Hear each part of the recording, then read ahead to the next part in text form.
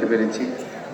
এই ইফতার পার্টির উসিলা আল্লাহ যেন আমাদের হুজুরকে ন্যায় হায়াত দারাজ করেন এবং এই সাজুলিয়া দরবার শরীফকে যেন আল্লাহ কবুল করেন। আমরা যারা আছি আমরা যেন সবসময় খেদমতে থাকতে পারি এই দরবারের সাথে।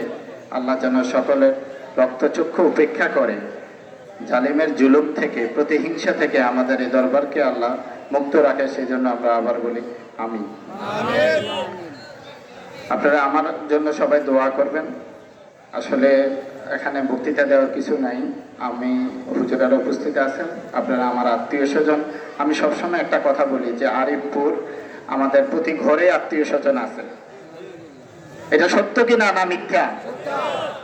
আমি সবসময় একটা কথা বলি যে আমি আরিফপুর, আমার আত্মীয় স্বজন আছে এখানে একই গ্রামে, আমার আপন 3 বোন, আমার জ্যাঠাতো বোন, ফুফাতো বোন সব মিলে প্রতি ঘরে ঘরে পুরো বাড়ি। আমি হুজুরকে একদিন বলছি যে আরিফপুর মুশকিপুরে আমাদের অবস্থানটা অনেক ভালো।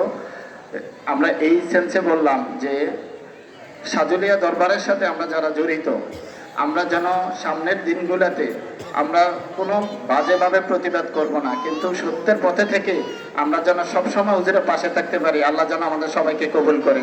এই কথা বলে শেষ করছি। আসসালামু আলাইকুম ওয়া রাহমাতুল্লাহ।